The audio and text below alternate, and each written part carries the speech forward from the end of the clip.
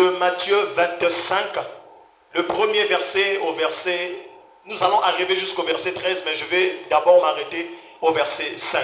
Donc lisons la parole de Dieu dans Matthieu 25, le premier verset au verset 5. Alors, le royaume des cieux sera semblable à 10 vierges, qui, ayant pris leurs lampes, allèrent à la rencontre de l'époux. 5 d'entre elles étaient folles et 5 sages. Les folles, en prenant leurs lampes, ne prirent point l'huile avec elles. Mais les sages prirent avec leurs lampes l'huile dans les vases. Comme l'époux tardait, toutes s'assoupirent et s'endormirent. Amen. On acclame pour la gloire de Jésus. Bien-aimé, je te prie donc de t'asseoir. Pendant que tu t'assois, tu peux encore acclamer très fort pour la gloire de notre Seigneur Jésus-Christ. Alléluia. Il est vivant. Il est vivant. Il est vivant. Qui?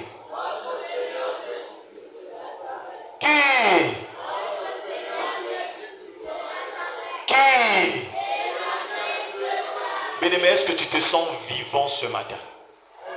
Est-ce que tu te sens vivante ce matin? Alléluia. Avant de donner le thème de ce matin, je vais vous faire un témoignage. Ça remonte à un mois de cela. J'étais en train de faire un rêve. Je rêvais une personne, un frère, qui vient rarement à l'église. Et dans ce rêve, je voyais le frère était en train de faire une activité. Donc tout ce qu'il faisait dans ce rêve ne marchait pas. Malgré qu'il avait des possibilités de faire mieux. Mais quand il faisait, ça ne marchait pas. Le même jour que je rêve le frère rêve l'enlèvement. Alléluia. Il se voit dans son rêve que des gens commençaient à monter. J'ai eu même à expliquer ce rêve à papa. Des gens commençaient à monter dans son rêve.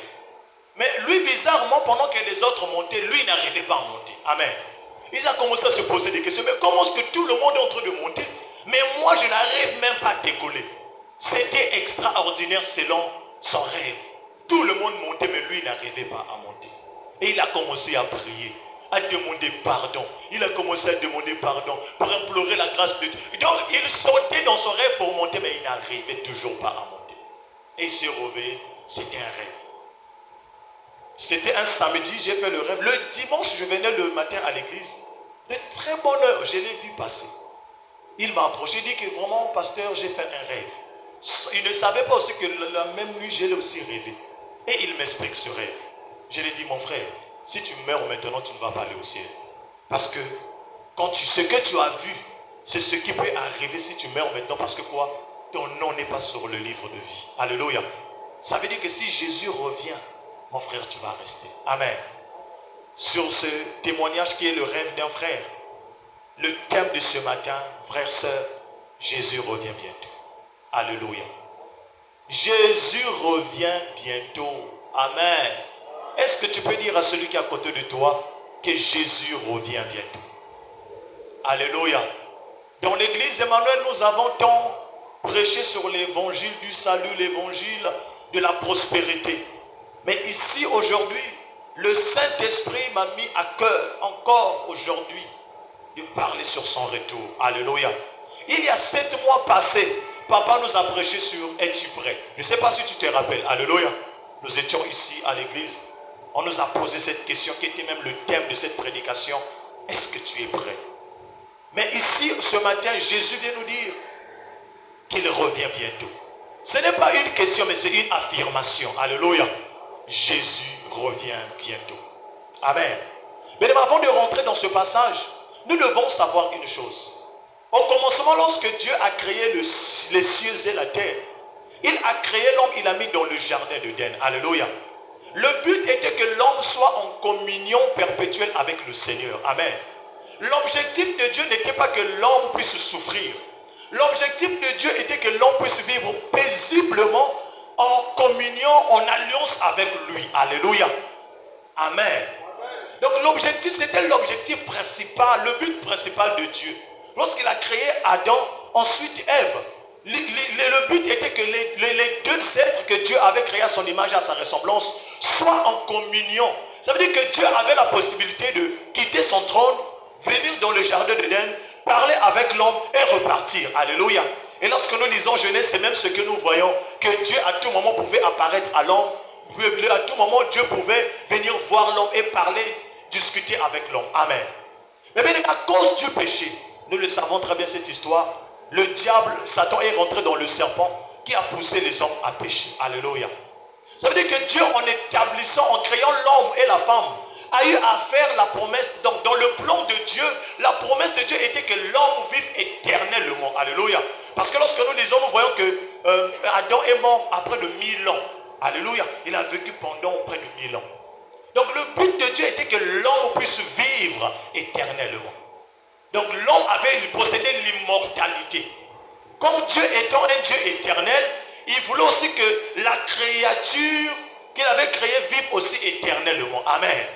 Alléluia. Mais à cause du péché, bien-aimé, cette alliance, cette promesse a subi, ce plan a subi un détournement. Alléluia. L'homme ne pouvait plus vivre éternellement à cause du péché. Amen. Donc à cause de la miséricorde de Dieu, tellement que l'humanité baignait maintenant dans le péché, parce que Dieu avait chassé Adam et Ève dans le jardin d'Éden, là où la gloire de Dieu se trouvait, l'homme était exposé à tout mauvais vent. L'homme était exposé à la réalité avec Satan. L'homme était exposé au mal. Alléluia. Mais Dieu a vu sur la surface de la terre, il y avait tellement trop de péchés. Dans sa miséricorde, Dieu a trouvé bon d'envoyer un sauveur. Alléluia. Donc à cause du péché, Dieu a vu dans son plan, il dit que non, l'homme s'il demeure dans le péché, parce qu'il était déjà établi que le diable, depuis le commencement, lorsqu'il était précipité sur la terre, qu'il aille dans le feu éternel. Amen. Ça veut dire que toutes les personnes qui marchaient dans le péché étaient condamnées à mourir. Alléluia. Voilà pourquoi nous disons que le salaire du péché, c'est la mort. Amen. Mais après, Dieu a réfléchi que non, il doit avoir une faveur imméritée. Alléluia. Une faveur que l'homme ne peut pas mériter, mais par l'intermédiaire d'un être céleste qui est Jésus, Dieu a encore envoyé à programmer 3 nouveaux plans pour le salut de l'humanité. Alléluia. Notamment l'avènement de Jésus, qui est écrit dans Ésaïe 9, le verset 5. Lorsque l'Ésaïe était en train de prophétiser, il disait qu'un fils nous est donné. Mais ce n'est pas le fond de mon message. Je vais tout simplement vous faire comprendre quelque chose. Donc la deuxième promesse que Dieu donne à l'humanité, c'est la promesse de l'arrivée du Saint-Esprit. Alléluia. Jésus-Christ, lorsqu'il est arrivé, nous lisons dans Jean 14, 16, nous voyons aussi dans le même Jean 14, mais le verset 26, Jésus-Christ est en train de parler de l'arrivée du Saint-Esprit. Alléluia.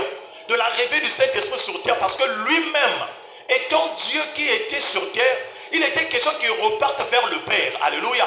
Parce qu'il avait déjà accompli le dessein de Dieu, qui était de venir mourir sur terre pour tes péchés, pour mes péchés, pour nos péchés. Alléluia. Amen. Mais le thème de ce matin, bien aimé, est que Jésus revient bientôt. Alléluia. Lorsqu'il a promis le Saint-Esprit, il savait qu'il devrait partir pour revenir. Amen. Une personne qui revient, c'est une personne qui était déjà là. Alléluia. Une personne ne peut pas revenir à un endroit si en amont elle n'était pas là. Alléluia. Jésus-Christ était d'abord sur terre. Il était reparti au Père.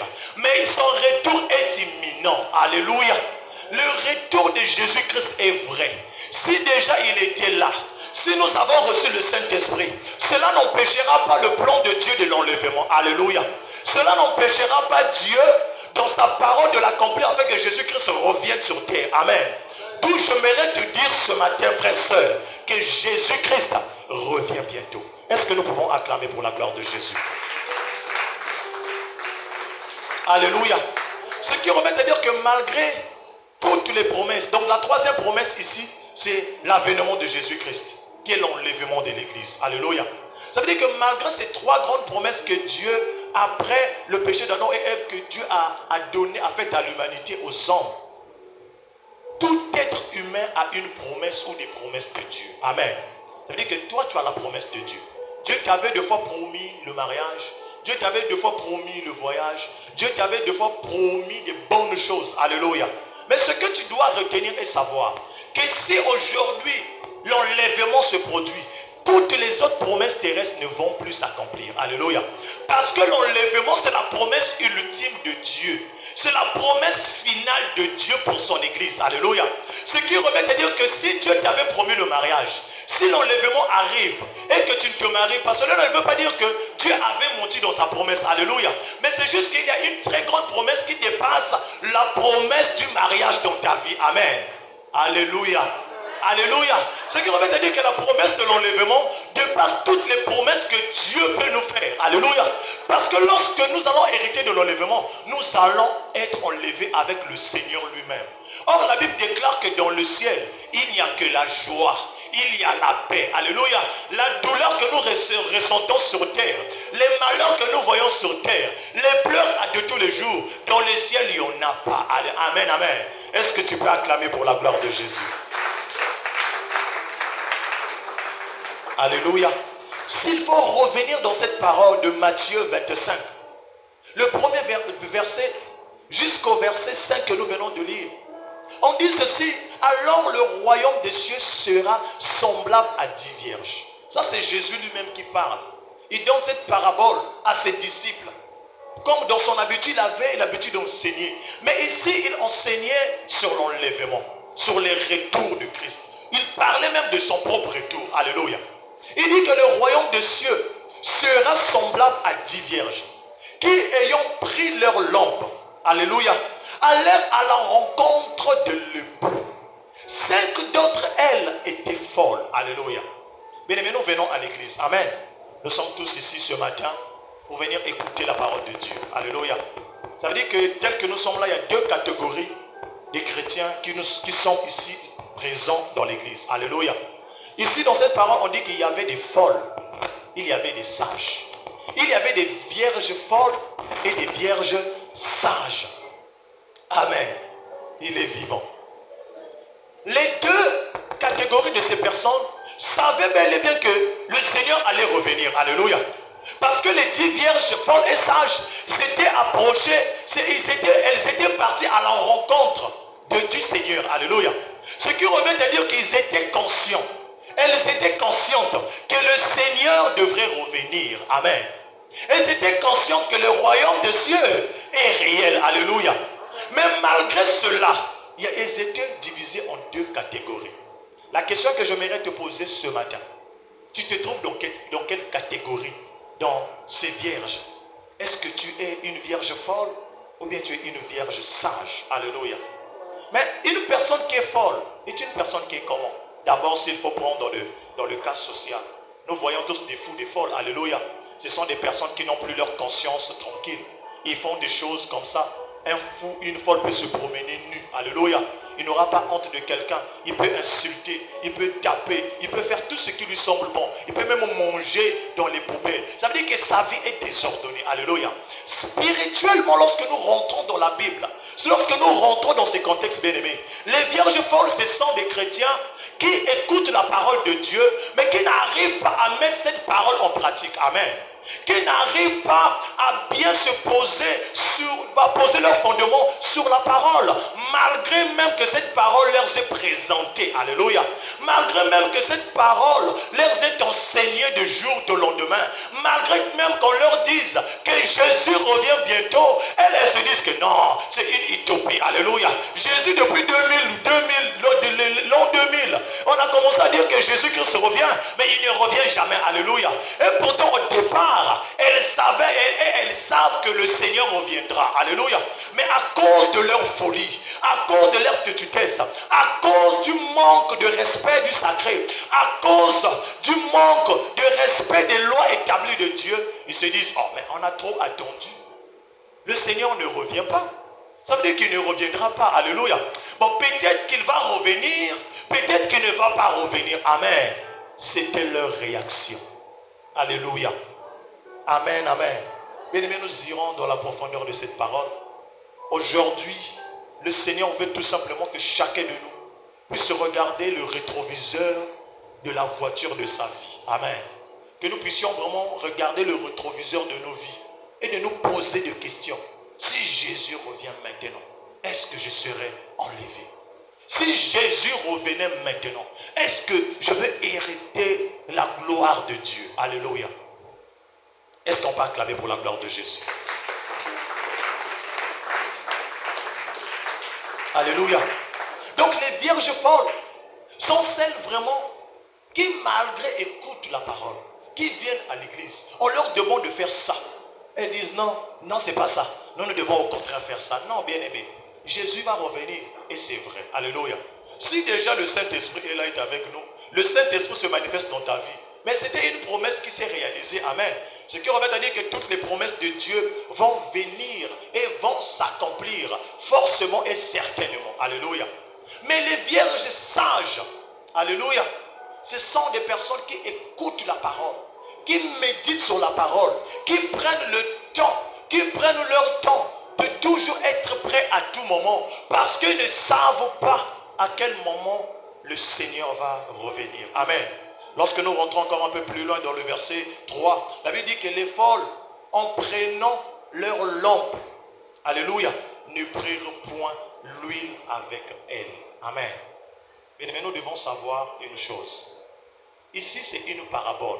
Jésus-Christ était en train d'utiliser des métaphores pour ne pas permettre à la foule de comprendre ce qu'il disait.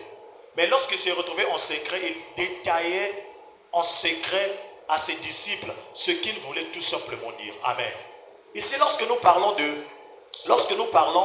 ici au verset, à partir du verset 3, lorsque nous parlons de la lampe, lorsque nous parlons de l'huile, lorsque nous parlons de la flamme, tout cela sont symboliques. Alléluia. Cela est symbolique. Amen. Alléluia. On dit que les vierges folles n'ont pas, en prenant leur lampe, ils n'ont pas pris l'huile. Alléluia. Mais l'huile est le symbole de la sanctification. Alléluia. L'huile est le symbole de la sanctification. Ce qui revient à dire que lorsque nous sommes conscients que le Seigneur va revenir, nous devrions attendre le Seigneur dans la sanctification. Amen. Nous devrions être prêts qu'à tout moment, si le Seigneur arrive maintenant, je mène une vie de sanctification. Même si je commets un péché, je dois me sanctifier en demandant pardon au Seigneur, afin que je sois toujours prêt. Alléluia. Les 5 vierges folles n'étaient pas prêtes, parce que quoi, en prenant les lampes, elles avaient oublié l'huile. Elles avaient oublié l'huile. Qu'est-ce que cela veut dire? Mais nous venons à l'église, nous écoutons la parole de Dieu, mais lorsque nous sortons de l'église, la sanctification reste dans l'église. La sanctification ne sort pas avec nous dans la cité. Alléluia. C'est dans la cité qu'on doit mener la sanctification. Ici, personne ne peut se tenir pour se déshabiller. Amen. Tu auras honte. Mais pourquoi on arrive facilement à se déshabiller dans la société dehors, mais on n'arrive pas à se déshabiller dans l'église? Parce qu'on se rend compte que le Dieu que nous prions dans l'église est un Dieu de sanctification. Amen. De la même façon que nous devons craindre Dieu dans l'église, serait de la même façon qu'on doit craindre Dieu en dehors de l'église. Alléluia. Parce que Jésus-Christ revient bientôt. C'est dans la sanctification qu'on attend le Seigneur. C'est dans la justification et la droiture qu'on attend le Seigneur. C'est dans la vérité qu'on attend le Seigneur. Alléluia. Amen. Je sais qu'aujourd'hui, il n'y aura pas beaucoup des amens. Mais le Seigneur est en train de me dire, il y aura beaucoup des amens dans les fonds des cœurs. La Bible déclare que lorsque je me tiens à la porte, je frappe. Je frappe. Celui qui entend, je rentrerai. Alléluia. Cette parole en train de sonner dans ton cœur, tu le sais. Alléluia. Cette parole en train de sonner dans nos cœurs. Les vierges folles, je l'ai dit, que ce sont ceux qui viennent à l'église, qui savent, mais le prophète Arnaud a l'ancien, mais dans l'église Emmanuel, il y a la puissance. Nous voyons des miracles et des prodiges, mais on n'arrive pas malgré cela à garder notre état de sanctification. Alléluia. Des fois, tu peux te dire que non, les cieux de sanctification là, moi c'est d'abord le voyage, oui, frère. La Bible déclare que cherchez le royaume des cieux et sa justice, et le reste vous sera donné par-dessus tout. Ce qui revient à dire que celui qui cherche le Seigneur, tout ce qu'il va demander, va désirer, le Seigneur va lui le donner. Alléluia. Ça ne veut pas dire que si on cherche le Seigneur, nous allons demeurer pauvres. C'est faux. Amen. C'est faux, c'est pas vrai. Mais nous, lorsque nous venons à Christ, menons une vie de sanctification. Et aujourd'hui, nous nous retrouvons avec beaucoup de chrétiens qui sont semblables aux vierges folles. On se retrouve dans l'église. Donc, quand je parle de l'église, dans l'église en général, nous nous retrouvons avec des vierges folles. Alléluia. Donc nous choisissons des jours de venir à l'église. Même chez nous, à la maison, nous choisissons des jours de prier. Bon, moi je vais prier pendant 1 minute. Je vais suivre ma série pendant 3 heures du temps. Frère, Jésus revient bientôt. Alléluia. Jésus revient bientôt. Aujourd'hui, quand j'ai commencé la prière, j'ai dit quelque chose. Ça voulait tout simplement aller dans le sens de faire veiller la conscience de tout un chacun. Toi et moi, aujourd'hui, nous sommes en vie. Amen.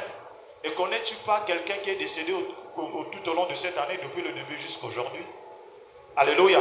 Mais est-ce que tu t'es posé la question de savoir, est-ce que ces personnes qui sont parties, est-ce qu'elles étaient prêtes à mourir? Amen. Amen. Lorsqu'on la mort vient, elle ne prévient pas.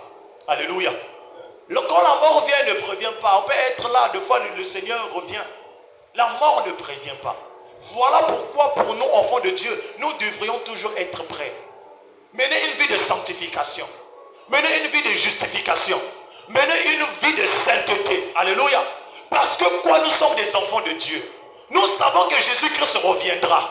Mais quand on ne sait pas, alléluia. Quand tu ne sais pas, alléluia. Tu peux te dire que non, nous sommes témoins du soumou. Maman a demandé pardon à Nzam.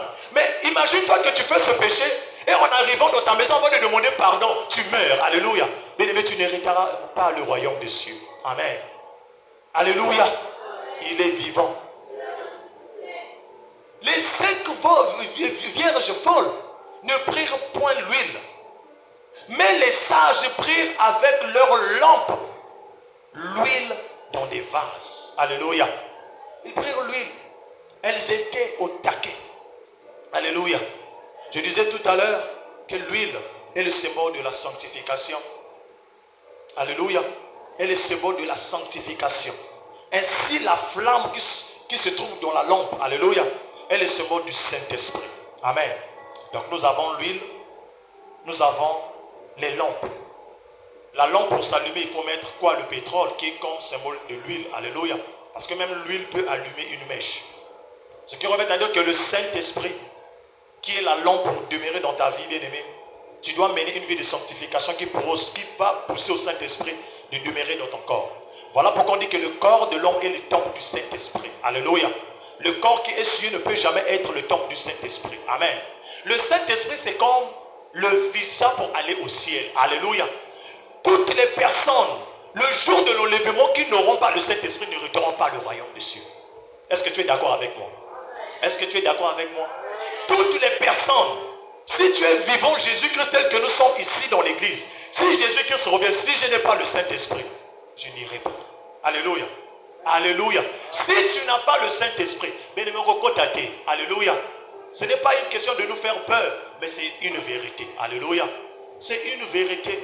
Ce sont des vérités, des fois les gens n'aiment pas entendre, mais c'est la vérité. Lorsque on enseigne à l'église, on nous enseigne d'abord nous-mêmes. Alléluia. Avant d'emmener un enseignement devant l'église, on prend le temps de d'abord nous enseigner. Mais est-ce que je me reproche? Seigneur, je te demande pardon. Pardonne-moi si j'ai fait ceci. Parce que quoi, quand le Seigneur met quelque chose à cœur pour donner à l'église, la chose doit sortir. Alléluia. Et c'est ce message que le Seigneur est en train de nous donner ce matin.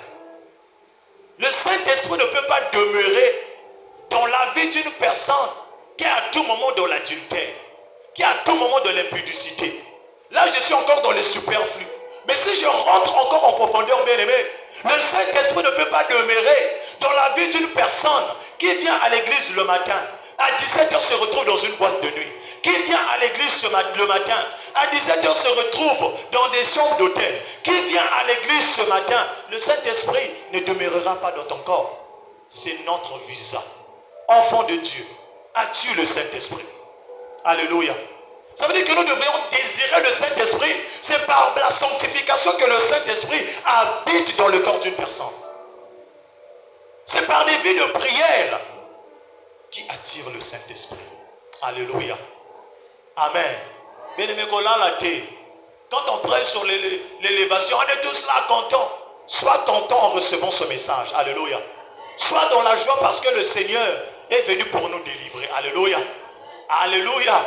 Sur d'autres aussi, on dit que l'ignorant n'est pas libre. Quand tu es dans l'ignorance, tu es bloqué. Alléluia. Mais le Seigneur a mis à cœur de nous débloquer afin que nous soyons sauvés. Amen. Afin que nous soyons justifiés. Afin que nous soyons enlevés parce que Jésus revient bientôt. Alléluia. Acclamons pour la gloire de Jésus-Christ de Nazareth.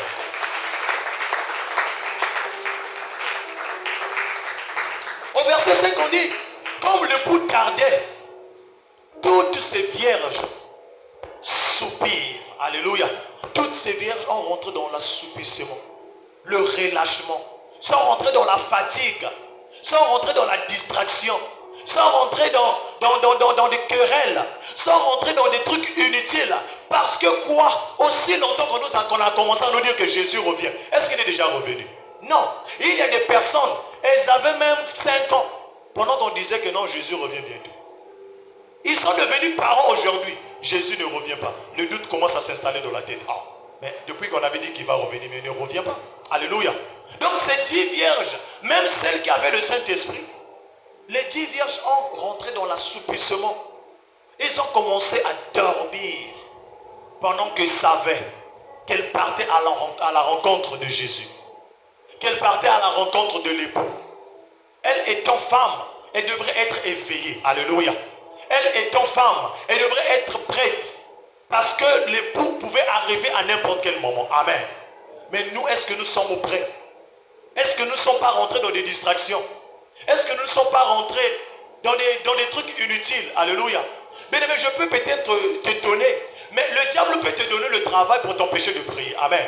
Le diable peut créer des circonstances pour te mettre dans des conditions qui vont t'empêcher de venir à l'église. Pour te mettre dans les conforts de prier le Seigneur correctement. Alléluia. Parce qu'au fil du temps que on est moins en communion avec le Seigneur, on s'éloigne de la promesse de Dieu par la distraction. Alléluia.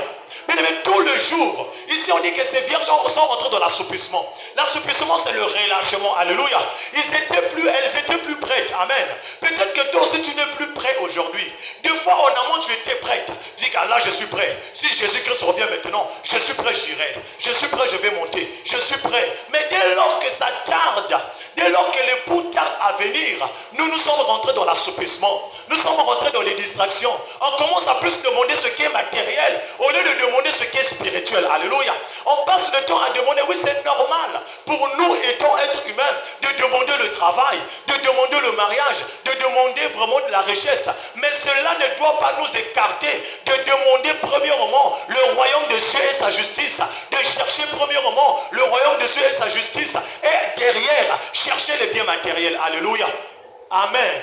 S'il faut encore aller plus loin, bien aimé, si on nous pose des questions ici à tout le monde, de savoir, nous prions pendant combien de minutes, même pas aller des heures, nous prions pendant combien de minutes pour rendre gloire au Seigneur. Alléluia. Bien aimé, tu pries pendant combien de minutes? Ça veut dire que l'assouplissement est rentré dans ton corps. Tu es devenu fatigué, tu es devenu fragile. Même tes prières de nuit avant de dormir, Seigneur bénis-moi. Amen. Avant de manger, Seigneur, bénis cette nourriture. Amen. Tu te réveilles le matin, des fois tu ne pries pas. Tu sors, tu ne pries pas. Tu rentres, tu ne pries pas. Tu viens à l'église, le dimanche, tu viens encore dormir. Non, bien-aimé, tu es rentré dans l'assoupissement. Alléluia. Le Seigneur veut te réveiller parce qu'il revient bientôt. Le Seigneur, par ce message, vient encore nous secouer pour nous faire savoir que son retour est imminent. Le Seigneur vient encore nous parler ce matin pour nous secouer, pour nous réveiller, afin que nous soyons encore réalignés. Alléluia. Parce que sur la marche, il y a des gens qui ne se retrouvent plus sur la voie qui emmène vers l'enlèvement. Il y a des personnes qui se sont détournées de cette voie par les distractions de ce monde, par l'assouplissement. Alléluia. Bien-aimé, tu dois te réveiller car Jésus revient bientôt. Alléluia. Dis encore à ton voisin, réveille-toi, Jésus revient bientôt.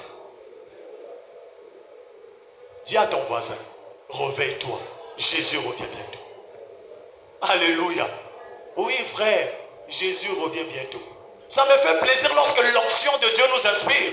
Recevez le mariage, vous êtes là, on reçoit. Recevez le travail, on reçoit. Oui, je dis Amen. Alléluia. Recevez, oui, les voyages. Tu dis je reçois, moi aussi je reçois. Alléluia. Mais n'oublions pas l'essentiel. Jésus revient bientôt. Est-ce que même tes enfants que tu as mis au monde sont prêts? Est-ce que même tes parents sont prêts? Est-ce que ta maman elle est prête? Est-ce que ton papa il est prêt de partir? Alléluia. Parce que si Jésus revenait maintenant, même l'église Emmanuel, on va laisser l'église à sa place. Alléluia. Les vrais vont partir. Mais papa, alléluia. Ça sera trop tard. Alléluia. Ça sera trop tard. Réveillons-nous, bien-aimés. Le Seigneur est en train de nous parler ce matin. Ne rentrons pas dans l'assouplissement. Nous passons plus de notre temps dans des séries novelas. Nous avons même créé un Dieu en dehors du Dieu Tout-Puissant. Le Dieu que nous avons créé, que nous avions tous créé, c'est le téléphone. Alléluia. Le téléphone devient notre idole de tous les jours. Tu te réveilles sur le téléphone TikTok. Tu dors sur le téléphone. Tu manges sur le téléphone. Tu oublies même de prier. Parce que moi, l'assouplissement est rentré même dans l'église. Tu avais des dons qui se manifestaient quand tu priais. Pendant que tu attendais le Seigneur, tu voyais des rêves. Je te parlais. L'onction de Dieu bouillonnait en dedans de toi. Mais là, regarde la façon que tu es devenu tiède. Cela montre déjà que tu es rentré dans l'assouplissement. Et que si le Seigneur revient, bien-aimé, tu risques de rater. Alléluia. Bien-aimé, nous devons nous réveiller dans la prière. Nous devons nous réveiller dans la prière. Nous devons nous relever. Alléluia. Parce que le Seigneur revient bientôt. Dieu ne verra pas ta beauté. Parce que je suis belle. 1000 garçons me courent après. Bien-aimé, non, Dieu ne verra pas ça. Dieu ne regardera même pas tes comptes en banque. Que toi, dans ta vie, toute ta vie est tracée. Moi, je dois avoir des millions. Moi, je dois avoir des millions. Mais tu oublies que tu vas mourir un jour. Des fois, même tes millions ne vont même pas t'enterrer avec. Il y aura des gens qui vont se partager cela. Tes habits que tu mets, tes emballages, je ne sais pas, des super wax que tu as gardés, que ça ne faut jamais toucher. Ça n'en ne touche pas. Tes grosses marmites, il y aura des gens qui vont se distribuer cela, se partager cela. Toi, pendant que tu seras unanime dans le cercueil. Alléluia. Jésus revient bientôt.